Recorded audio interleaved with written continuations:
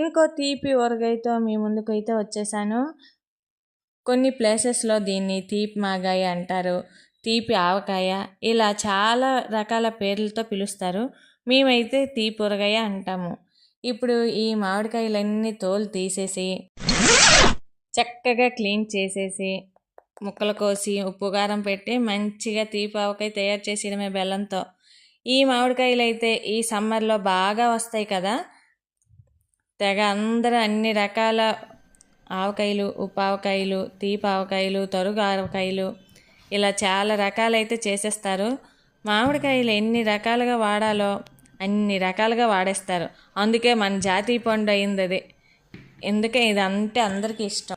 ఇంకా విషయంలోకి వెళ్ళే ముందు మన ఛానల్ని అయితే సబ్స్క్రైబ్ చేసుకోండి.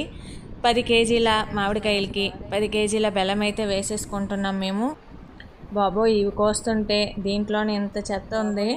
అసలు పైన కాయ ఎంత బాగుండి లోపలికి ఇలా ఎలాగ పురుగులు వచ్చేసాయో ఏంటో తెలియదు. కానీ ఇవన్నీ క్లీన్ చేసేటప్పటికే తలప్రాణం తాకొచ్చింది అంటారు కదా, అలా వచ్చింది మాకు.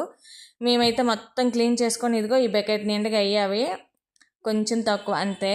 10 కేజీలకి 10 కేజీల బెల్లం అయితే పడుతుంది. మామూలుగా అయితే 5 కేజీలకి 5 కేజీలే, ఎంతకంత అనమాట.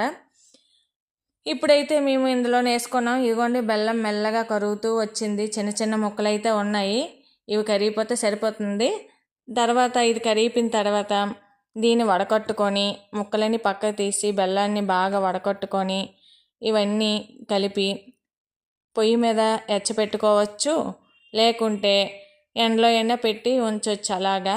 మేమైతే ఈ కొంచెం మెత్తగా ఉంటే ముక్కలు ఇష్టం కదా, బాగా తినగలరు కొంచెం పెద్దవాళ్ళు లాంటి వాళ్ళు, ఇంకా చిన్నపిల్లలు ఈజీగా తినగలరని మేమైతే వేడి చేసుకుంటున్నాము ఇలాగా.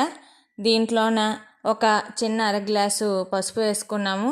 అలాగే ఇదంతా కొంచెం ఉడికినట్టు అయిపోయింది అనుకోండి, ఇందులోనే నేను కొంచెం ఒక చిన్న గ్లాస్ కారము, అలాగే ఒక చిన్న గ్లాస్తో ఉప్పు వేసుకున్నాం అన్నమాట.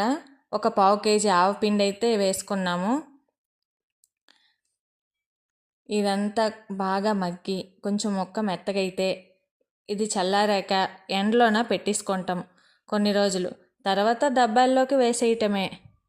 అసలు చెప్పాలంటే ఇప్పట్లో ఊరగాయలు ఆవకాయలు ఎవరు తింటున్నారండి పిల్లలు? ఇప్పటి పిల్లలు అసలు తింటున్నారా? తింటారు కానీ ఎవరో రేర్గా ఉంటారు. అప్పట్లో అయితే పనులు చేసుకొని వచ్చేవారు, చలిదన్నాలని ఈ ఊరగాయలు ఆవకాయలు పెట్టుకొని నంచుకొని తినేసేవాళ్ళు. మీ అందరికీ పిండోడాల ముద్ద